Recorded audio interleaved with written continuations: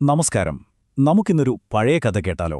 ചില സൂത്രപ്പണികൾ എങ്ങനെയാണ് നമുക്ക് തന്നെ ഒരു പണിയായി വരുന്നത് എന്ന് കാണിച്ചു തരുന്നൊരു പഴയ കഥയിലേക്കാണ് നമ്മൾ ഇന്ന് പോകുന്നത്. ഈ കഥയിലേക്ക് കടക്കുന്നതിന് മുൻപ് ഒരു നിമിഷം നമുക്കൊന്ന് ചിന്തിക്കാം. ഒരു എളുപ്പവഴി അല്ലെങ്കിൽ ഒരു ഷോർട്ട് കട്ട് എപ്പോഴെങ്കിലും നിങ്ങൾക്കൊരു വലിയ ഭാരമായി മാറിയിട്ടുണ്ടോ? ഒന്ന് ആലോചിച്ചു നോക്കൂ. ശരി, അപ്പോൾ നമുക്ക് കഥയിലേക്ക് കടക്കാം. ആദ്യം തന്നെ ഇതിലെ പ്രധാന കഥാപാത്രങ്ങളെ ഒന്ന് പരിചയപ്പെടാം. അപ്പോൾ ആരൊക്കെയാണ് നമ്മുടെ കഥയിലുള്ളത്? നോക്കൂ, കഠിനാധ്വാനിയായ ഒരു ഉപ്പ് കച്ചവടക്കാരനുണ്ട്. പിന്നെ അദ്ദേഹത്തിന്റെ കൂടെ എപ്പോഴും കാണുന്ന ഒരു വിശ്വസ്തനായ കഴുതയും. ഇവരുടെ ദിവസേനയുള്ള ജോലി എന്താന്ന് വെച്ചാൽ ചാക്ക് കണക്കിന് ഉപ്പ് ചന്തയിൽ കൊണ്ടുപോയി വിൽക്കണം. പക്ഷേ ഒരു പ്രശ്നമുണ്ട്. എല്ലാ ദിവസവും അവർക്ക് വഴിയിലൊരു പുഴ മുറിച്ചു കിടക്കേണ്ടി വരും. അങ്ങനെയിരിക്കെ ഒരു ദിവസം പതിവ് പോലെ പുഴ കടക്കുമ്പോഴുണ്ടല്ലോ, നമ്മുടെ കഴുതയുടെ കാലൊന്നു വഴുതി ദേ കിടക്കുന്നു വെള്ളത്തിൽ. അപ്പോൾ ഉപ്പ് നിറച്ച ചാക്കുവുമായിട്ടാണ് വെള്ളത്തിൽ വീണത്. എന്ത് സംഭവിച്ചിട്ടുണ്ടാകും? ചാക്കിലുണ്ടായിരുന്ന ഉപ്പില്ലേ, അത് വെള്ളത്തിൽ അലിഞ്ഞു തുടങ്ങി. കഴുത എഴുന്നേറ്റ് നിന്ന് ചാക്കൊന്നുകൂടി ചുമലിലേറ്റിയപ്പോ ചാക്കിന് ഭാരമേയില്ല. അപ്പോൾ കഴുത ചിന്തിച്ചു, ഈ വീഴ്ച എന്തായാലും നന്നായി, ജോലി എളുപ്പമായല്ലോ. ഈയൊരു കണ്ടെത്തൽ, അതായത് വെള്ളത്തിൽ വീണാൽ ഭാരം കുറയുമെന്ന ഈ തിരിച്ചറിവ് കഴുതയുടെ സ്വഭാവത്തെ തന്നെ മാറ്റിമറിക്കാൻ പോവുകയായിരുന്നു. അതെങ്ങനെയാണെന്ന് നോക്കാം. പിന്നീടുള്ള ദിവസങ്ങളിൽ കഴുത ഇതൊരു സൂത്രപ്പണിയായിട്ടങ്ങ് മാറ്റി. എന്താണ് എളുപ്പവഴിയെന്ന് നോക്കിയാലോ? എന്നും ഭാരമുള്ള ഉപ്പ് ചാക്കുമായി പുഴയുടെ അടുത്തുവരും. എന്നിട്ടോ മനഃപൂർവ്വം അയ്യോ വീണേ എന്നും പറഞ്ഞ് വെള്ളത്തിലേക്ക് ഒരു വീഴ്ച. കുറച്ചുനേരം അവിടെ കിടക്കും, ഉപ്പൊക്കെ ഒന്ന് അരിഞ്ഞു പോവാൻ വേണ്ടി.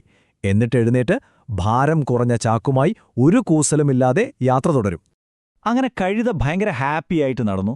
പക്ഷേ മറ്റൊരാൾക്ക് ഇവിടെ കാര്യമായ നഷ്ടം സംഭവിക്കുന്നുണ്ടായിരുന്നു, അല്ലേ? നമ്മുടെ വ്യാപാരിക്ക് എല്ലാ ദിവസവും ഉപ്പും പോയി, കച്ചവടവും പോയി, പണവും നഷ്ടമായിക്കൊണ്ടിരുന്നു. പക്ഷേ ഈ വ്യാപാരി അത്ര മണ്ടനൊന്നുമായിരുന്നില്ല. ദിവസവും ഒരേ സ്ഥലത്ത് ഒരേപോലെ കഴുത വീഴുന്നത് അദ്ദേഹത്തിന്റെ ശ്രദ്ധയിൽപ്പെട്ടു. അദ്ദേഹം സ്വയം ചോദിച്ചു തുടങ്ങി, എന്താണിത്? എന്റെ കഴുതയ്ക്ക് എല്ലാ ദിവസവും ഈ പുഴയുടെ അടുത്തെത്തുമ്പോൾ മാത്രം എങ്ങനെയാ കാല് വഴുതുന്നത്? ഇതിലെന്തോ ഒരു പന്തികേടില്ലേ? അങ്ങനെ അദ്ദേഹത്തിന് കാര്യം പിടികിട്ടി. കഴുത മനഃപൂർവ്വം ചെയ്യുന്ന സൂത്രപ്പണിയാണിത്. ശരി, ഇവനെ ഒരു പാഠം പഠിപ്പിക്കാൻ തന്നെ അദ്ദേഹം തീരുമാനിച്ചു. അങ്ങനെ അടുത്ത ദിവസം രാവിലെ വ്യാപാരി കഴുതയുടെ പുറത്ത് ഉപ്പുചാക്കല്ല വെച്ചത്, പകരം ഒരു വലിയ ചാക്ക് നിറയെ പഞ്ഞി കെട്ടിവെച്ചു. അപ്പോ ഉപ്പിനു പകരം ഇപ്പോ പഞ്ഞിയാണ്. കഴുതയുടെ സ്ഥിരം സൂത്രം ഇത്തവണ വില പോകുമോ? നമുക്ക് നോക്കാം. കഥയുടെ ഏറ്റവും നിർണായകമായ ഭാഗത്തേക്ക് കടക്കാം. പുഴയുടെ അടുത്തെത്തിയപ്പോൾ കഴുതയ്ക്ക് ആവേശമായി. ഒരു സംശയവുമില്ലാതെ തന്റെ പതിവ് സൂത്രം അങ്ങോട്ട് പ്രയോഗിച്ചു.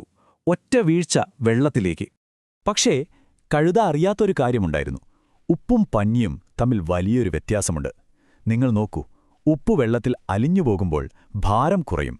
എന്നാൽ പഞ്ഞിയോ, അത് വെള്ളം മുഴുവൻ വലിച്ചെടുത്ത് ഭാരം ഭയങ്കരമായി കൂട്ടും. ഇതായിരുന്നു വ്യാപാരിയുടെ കിടിലൻ പ്ലാൻ. വെള്ളത്തിൽ നിന്ന് എഴുന്നേക്കാൻ ശ്രമിച്ച കഴുത ഞെട്ടിപ്പോയി. അയ്യോ, ഇതെന്തുപറ്റി? ചാക്കിന് മുൻപത്തേക്കാൾ 10 ഇരട്ടി ഭാരം. ഞാനിനി എന്തു ചെയ്യും? ആ പഞ്ഞിച്ചാക്ക് വെള്ളം കുടിച്ച് ഒരു പാറക്കല്ല് പോലെയായി. കഴുതയ്ക്ക് ഒരടി മുന്നോട്ട് വയ്ക്കാൻ പറ്റിയില്ല. അവസാനം അത് നിസ്സഹായനായി സഹായത്തിനു വേണ്ടി യജമാനെ നോക്കി. അപ്പോൾ വ്യാപാരി അടുത്തു ചെന്നിട്ട് പറഞ്ഞു, ഇത് നിന്റെ വിഡ്ഢിത്തത്തിന് കിട്ടിയ ശിക്ഷയാണ്. എളുപ്പവഴി നോക്കി നടന്നില്ലേ? ഇനി മേലാൽ ഈ അതിബുദ്ധി കാണിക്കാൻ ശ്രമിക്കരുത്. അപ്പോ വളരെ ലളിതമായ ഈ കഥയിൽ നിന്ന് നമുക്ക് മനസ്സിലാക്കാനുള്ള വലിയൊരു പാഠമുണ്ട്. എന്താണത്? നോക്കൂ, ഭാഗ്യം എപ്പോഴും നമ്മളെ തുണയ്ക്കണമെന്നില്ല. അതുകൊണ്ട് നമ്മൾ അലസരാവരുത്. കഴുതയുടെ കാര്യത്തിൽ ആദ്യത്തെ കുറച്ചു ദിവസം അതിന്റെ സൂത്രം ഭാഗ്യം പോലെ വിജയിച്ചു. പക്ഷേ സാഹചര്യം മാറിയപ്പോൾ, അതായത് ഉപ്പിനു പകരം പഞ്ഞി വന്നപ്പോൾ, ആ എളുപ്പവഴി തന്നെ ഏറ്റവും വലിയ ഭാരമായി മാറി. ഇതാണ് ഈ കഥയുടെ പ്രധാന ആശയം. അന്നത്തോടെ കഴുത നല്ലൊരു പാഠം പഠിച്ചു. പിന്നീടൊരിക്കലും അതിബുദ്ധി കാണിച്ച് വ്യാപാരിയെ പറ്റിക്കാൻ അത് ശ്രമിച്ചിട്ടേയില്ല. അപ്പോ ഈ കഥ കേട്ട് കഴിയുമ്പോൾ നമുക്ക് നമ്മളോട് തന്നെ ചോദിക്കാവുന്നൊരു ചോദ്യമുണ്ട്.